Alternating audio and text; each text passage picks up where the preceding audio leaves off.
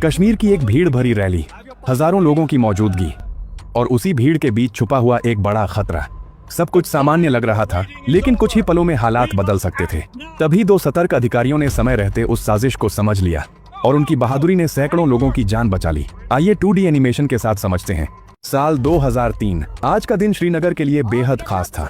राज्य के मुख्यमंत्री मुफ्ती मोहम्मद सईद एक विशाल जनसभा को संबोधित करने वाले थे। सुरक्षा के ऐसे इंतजाम थे मानो परिंदा भी पर न मार सके। चप्पे चप्पे पर पुलिस और पैरामिलिट्री फोर्स के जवान तैनात थे। रैली स्थल से कुछ दूरी पर लगे एक पुलिस बैरिकेड पर चेकिंग चल रही थी। तभी वहां दो लड़के साइकिल से आते हुए दिखाई दिए।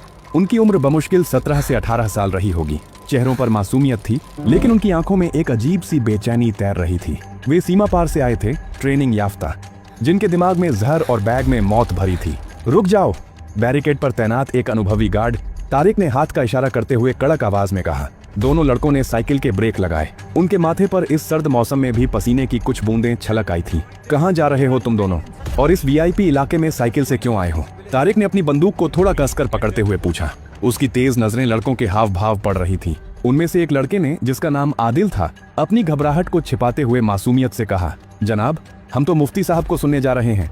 हमें भी सरकार की नई योजनाओं में शामिल होना है। हमारे पास गाड़ी नहीं है, इसलिए साइकिल से ही आ गए। तारिक ने उन्हें ऊपर से नीचे तक घूरा। कुछ तो था जो खटक रहा था। इतनी कम उम्र के लड़के राजनीति में इतनी दिलचस्पी क्यों ले रहे थे? तारिक का तजुर्बा उसे चेतावनी दे रहा था। उसने अपने वायरलेस सेट का बटन दबाया। कंट्रोल रूम, चेक पॉइंट 3 से तारिक। दो संदिग्ध लड़कों पर नजर रखें। उम्र करीब 18 साल। रैली की तरफ जा रहे हैं। ओवर। ठीक है, जाओ, लेकिन कोई होशियारी नहीं। तारिक ने उन्हें घूरते हुए रास्ता छोड़ दिया। लड़के सिर हिलाकर आगे बढ़ गए, लेकिन तारिक की नजरें अब भी उन्हीं पर गड़ी थीं। कुछ ही देर में दूर से सायरन की आवाजें गूंजने लगीं। पूरा मैदान एक झटके में सतर्क हो गया। पुलिस के आला अधिकारी अपनी पोजीशन पर तनकर खड़े हो गए। काले रंग की एसयूवी कारों का एक बड़ा काफिला धूल उड़ाता हुआ रैली स्थल के मुख्य द्वार पर आकर रुका। मुफ्ती साहब जिंदाबाद! मुफ्ती साहब जिंदाबाद! चारों तरफ से नारों की गूंज उठने लगी। मुख्यमंत्री मुफ्ती मोहम्मद सईद अपनी गाड़ी से बाहर निकले। उनके चेहरे पर वही चिरपरिचित मुस्कान और ठहराव था। पुलिस के विशेष सुरक्षा कमांडो SSG ने तुरंत उनके चारों ओर एक अभेद्य घेरा बना लिया। मुफ्ती साहब धीरे धीरे मंच की ओर बढ़ रहे थे, मुस्कुराते हुए लोगों का अभिवादन स्वीकार कर रहे थे। तभी भीड़ को चीरता हुआ एक बेहद कमजोर और फटेहाल कपड़ों वाला बुजुर्ग आदमी सुरक्षा घेरे के करीब आ गिरा। उसके गालों पर आंसुओं की लकीरें सूख चुकी थीं और हाथ कांप रहे थे। हटो पीछे, एक पुलिस अधिकारी ने बुजुर्ग को धकेलने की कोशिश की। रुकिए, मुफ्ती साहब ने हाथ उठाकर सुरक्षा कर्मियों को रोका और खुद उस बुजुर्ग के पास गए। क्या बात है बाबा, रो क्यों रहे हो? बुजुर्ग ने रोते हुए हाथ जोड़ लिए। मुफ्ती साहब, मैं बहुत गरीब हूँ। मेरी बेटी बहुत होशियार है, लेकिन मेरे पास इतने पैसे नहीं हैं कि उसका किसी बड़े कॉलेज में दाखिला करवा सकूं या उसकी बीमारी का इलाज करवा सकूं। मैं लुट गया हूं साहब। ये सुनकर मुफ्ती साहब का चेहरा गंभीर हो गया। उन्होंने तुरंत अपने बाईं ओर चल रहे अपने निजी सचिव को इशारा किया। इनका नाम और पूरी डिटेल एक डायरी में नोट करो। उन्होंने सख्त लहजे में आदेश दिया। फिर उस बुजुर्ग के कंधे पर हाथ रखते हुए बेहद नरमी से कहा, आप फिक्र मत कीजिए, मैं आपसे वादा करता हूँ आपकी बेटी का दाखिला सबसे बड़े कॉलेज में होगा और उसके इलाज का पूरा खर्च सरकार उठाएगी।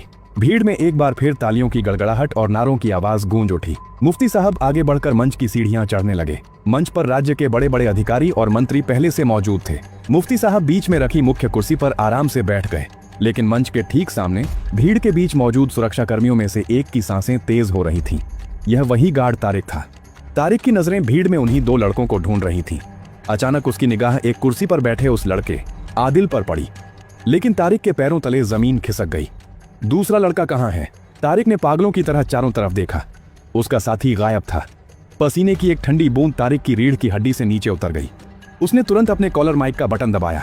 Alert, alpha team alert. जिन दो लड़कों पर मुझे शक था, उनमें से एक गायब है। रिपीट, एक संदिग्ध गायब है। मुझे शक है कि वह मंच के आसपास हो सकता है। तुरंत वीआईपी को कवर करें। गार्ड की जगह अब कश्मीर पुलिस के विशेष अधिकारियों ने ले ली। वायरलेस पर मैसेज सुनते ही सादे कपड़ों में मौजूद पुलिस अधिकारियों के चेहरे तने हुए नजर आने लगे। वे पागलों की तरह बिना किसी को भनक लगे उस दूसरे लड़के की तलाश कर रहे थे, लेकिन वो दूसरा लड़का फहद कहीं और नहीं, बल्कि उसी विशाल मंच के ठीक नीचे मौजूद अंधेरे में बैठा था। मंच के नीचे घुप अंधेरा और सीलन भरी बदबू थी। ऊपर से मुफ्ती साहब के भारी कदमों की आवाज और भीड़ का शोर आ रहा था। फहद के हाथ तेजी से चल रहे थे। उसके सामने एक टिफिन बॉक्स जैसी चीज रखी थी, एक रिमोट कंट्रोल IED बम। उसके माथे से पसीना टपक कर तारों पर गिर रहा था। लाल तार को नीले सर्किट से जोड़ते हुए उसकी उंगलियां हल्की सी कांपी। लेकिन उसने खुद पर काबू पा लिया। उसे पता था कि एक छोटी सी गलती और वह खुद यहीं चीथड़ों में उड़ जाएगा। मंच के ऊपर मुफ्ती मोहम्मद सईद खड़े हुए। उन्होंने माइक संभाला और भारी आवाज में बोलना शुरू किया। मेरे अजीज कश्मीर के भाइयों और बहनों। उनके बोलते ही पूरा मैदान तालियों से गूंज उठा। उसी तालियों की गड़गड़ाहट के बीच मंच के नीचे बैठे फहद ने बम का आखिरी तार बैटरी से जोड़ दिया। सर्किट पूरा हो चुका था। बम एक्टिवेट हो गया था। फहद ने अपनी जेब से एक छोटा सा फोन निकाला। उसने जल्दी से कीपैड पर अपनी उंगलियां चलाईं और एक मैसेज टाइप किया, सेट हो गया है बम। उसने सेंड बटन दबाया और बिना कोई आवाज किए बिल्ली की तरह रेंगता हुआ मंच के पीछे के हिस्से से बाहर खिसक गया। उधर भीड़ में बैठे आदिल की जेब में रखे रेडियो फोन में एक हल्की सी बीप हुई। आदिल ने फोन निकालकर स्क्रीन देखी। मैसेज पढ़ते ही उसके चेहरे पर एक शैतानी और सर्द मुस्कान तैर गई। वह धीरे से अपनी कुर्सी से उठा। उसका दायां हाथ अब उसकी जैकेट की गहरी जेब के अंदर था, जहां उसकी उंगलियां एक छोटे से रिमोट के लाल बटन को सहला रही थी। मंच पर मुफ्ती साहब भाषण दे रहे थे और आदिल धीरे धीरे उस भीड़ से बाहर की तरफ कदम बढ़ाने लगा। आदिल भीड़ को चीरता हुआ धीरे धीरे पीछे की तरफ खिसक रहा था। उसके दिल की धड़कन उसके कानों में हथौड़े की तरह बज रही थी। वह जानता था कि बम का ब्लास्ट रेडियस बहुत बड़ा है। अगर उसने ग्राउंड के बीच में ही रिमोट दबा दिया तो वह खुद भी इस आग में जलकर राख हो जाएगा। उसे बस कुछ मीटर की दूरी चाहिए थी, एक ऐसी जगह जहां से वह तबाही का मंजर देख सके और खुद जिंदा भी बच सके। लेकिन उसके कदम अचानक रुक गए। उसके ठीक सामने वही ऑफिसर खड़ा था जिसने उसे गेट पर रोका था। उसकी निगाहें बाज की तरह आदिल को ही घूर रही थी। रुको! ऑफिसर की आवाज में एक ऐसी सख्ती थी जिसने आदिल के पैरों में बेड़ियां डाल दी। कहां जा रहे हो? अभी तो मुफ्ती साहब का भाषण शुरू ही हुआ है, शो तो खत्म नहीं हुआ। पूरा कश्मीर सुन रहा है और तुम वापस जा रहे हो। आदिल ने अपना थूक निगला। उसके माथे पर इस सर्द मौसम में भी पसीना चमक रहा था। उसने अपनी आवाज को नॉर्मल रखने की पूरी कोशिश करते हुए कहा, जी वो मुझे प्यास लगी थी, मैं बस उधर पानी पीने जा रहा था। ऑफिसर आगे बढ़ा और उसके ठीक सामने आकर खड़ा हो गया। दोनों के बीच का फासला अब खत्म हो चुका था। ऑफिसर ने उसे ऊपर से नीचे तक गौर से देखा और दबे हुए गुस्से में बोला, गेट पर तुम्हारी कोई तलाशी नहीं ली गई थी ना? मैंने बाकी सबकी ली थी, पर तुम उस वक्त आगे निकल गए थे। और सच कहूं, तुम मुझे यहाँ के लग भी नहीं रहे हो। तुम्हारी बोली, तुम्हारा पहनावा सब अलग है।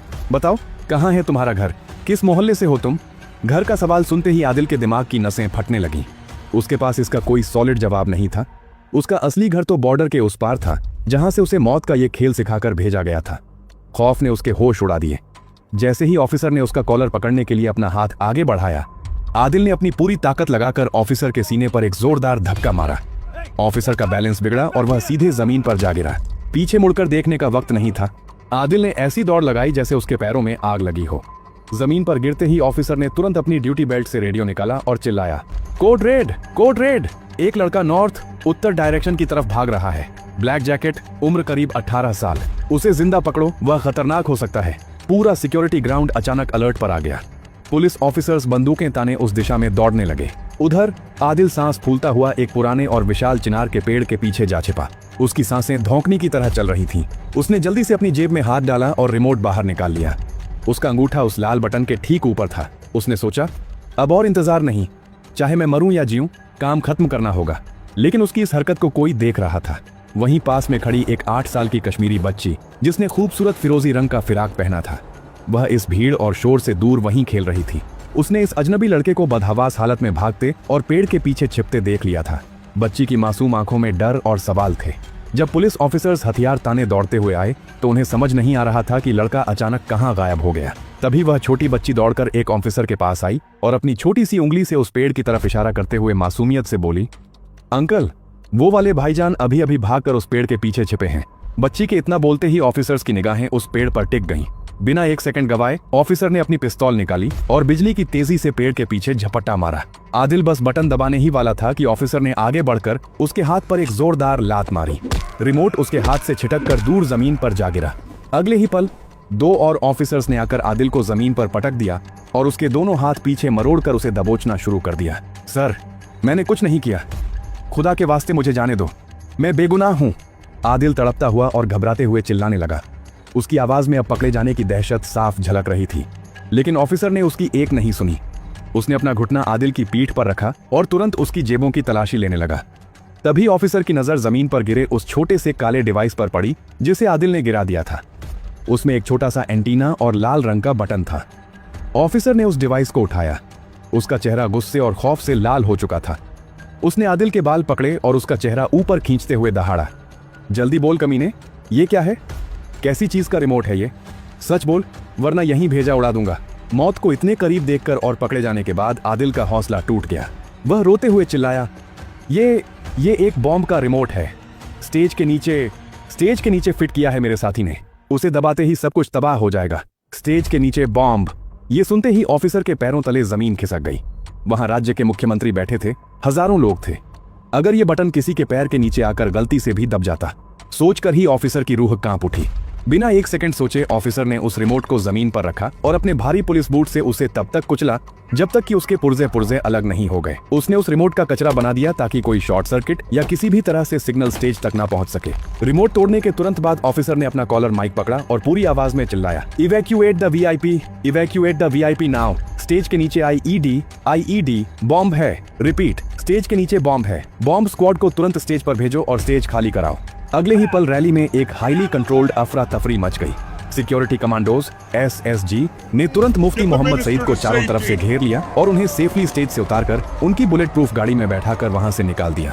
भीड़ को बिना पैनिक किए धीरे धीरे पीछे हटाया गया। कुछ ही मिनटों में बॉम्ब डिस्पोजल स्क्वाड BDS अपने भारी प्रोटेक्टिव सूट्स में स्टेज के नीचे उस अंधेरे हिस्से में पहुंच गया। वहां उन्हें वही टिफिन बॉम्ब मिल गया जिसे फहद ने कुछ देर पहले फिट किया था। पूरा ग्राउंड सांस रोके खड़ा था। BDS के एक्सपर्ट ने अपनी वायर कटर निकाली। पसीने की बूंदें उसके माथे से बह रही थीं। उसने ध्यान से लाल और नीले वायर को देखा और फिर एक झटके से मेन पावर वायर को काट दिया। टाइमर की स्क्रीन पर ब्लिंक होती हुई लाल लाइट हमेशा के लिए धप से बुझ गई। बॉम्ब डिफ्यूज हो चुका था। ऑफिसर ने एक लंबी सांस ली और जमीन पर पड़े आदिल की तरफ गुस्से से देखा। आज एक मासूम बच्ची और किस्मत ने हजारों लोगों की जान बचा ली थी।